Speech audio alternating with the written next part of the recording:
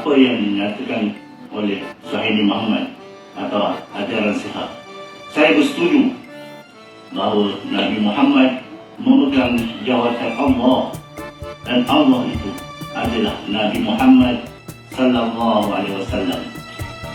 Dan Allah itu sebenarnya kata nama.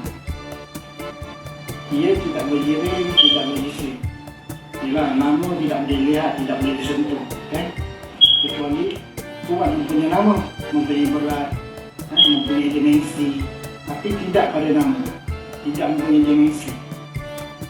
Dan sesuailah yang dinyatakan oleh Allah dalam Al-Quran dan dinyatakan oleh Nabi Muhammad dalam hadis, sesungguhnya Allah itu tidak bertempat, tidak berjirim, dan tidak berjisim. Jika Allah tidak berjisim atau jirim, di mana kamu tahu yang Allah itu tidak bisa dilihat atau disentuh? Tidakkah ini menunjukkan sifat-sifatnya? Janganlah dengan mudah menafikan kewujudannya yang sedemikian rupa. Jika begitu, apakah kamu menafikan juga malaikat, jin, hantu, dan roh sesat pula? Jika Allah itu tidak bertempat, gimana pula Allah merajai seluruh sekalian alam semesta ini? Siapakah yang menguruskan populasi makhluk-makhluknya? Hidup mati kamu, Allah tak bertempat kata kamu, tapi bisa bertempat di Muhammad pula. Tidakkah kamu mengerti? Pikirkanlah. Dalam kitab Injil, kitab Taurat tu memang dah sebut Allah tu akan turun ke bumi. Tapi tu yang dia produk salah orang. Bukan, Depatu salah orang, tapi Allah yang maha bijaksana menjadikan cerita sedemikian karena Allah maha mengetahui akan setiap langkah atau andaian yang manusia akan lakukan, seperti kamu juga yang membuat silap andaian dan meremehkan dan menafikan kekuasaan kewujudan Allah subhanahu wa ta'ala. Tidakkah kamu mengerti? Nasib baik Nabi Muhammad tu bukan nasib baik. Dengan pantas dia kata, bukan nasib baik, karena segala kejadian hingga saat ini Allah yang tentukan. Apakah Allah tidak bertempat? Apakah Allah tidak wujud? Tidakkah kamu memahaminya lagi? Kenapa mereka tak boleh terima Nabi Muhammad tu adalah Tuhan? Puak-puak Nasrani. Sebab Nabi Muhammad tu dah orang tahu semua dah, kata dah. Tidak ada kemaluan.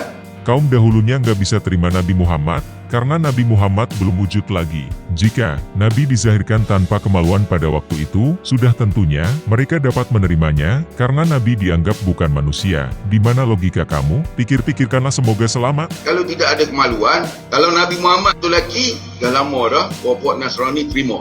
Sedangkan Nabi Isa AS juga tidak dapat diterima. Gimana Nabi Muhammad dapat diterimanya, walaupun dizahirkan sebagai seorang lelaki yang buta huruf dan tiada apapun mukjizatnya, tidak seperti Nabi Isa. Begitulah kisahnya yang Allah telah tentukan bagi kaum yang berpikir, karena manusia tidak akan dapat mengubah kebenarannya. Sallallahu alaihi wasallam, hanya Nabi Muhammad je yang ada, Nabi lain alaihi salam. Apakah kamu pikir karena hanya Nabi Muhammad saja yang mendapat gelaran Shallallahu alaihi wasallam, maka beliau adalah Tuhan? Jika begitu, apakah setan itu tidak lebih tinggi derajatnya dari segalanya?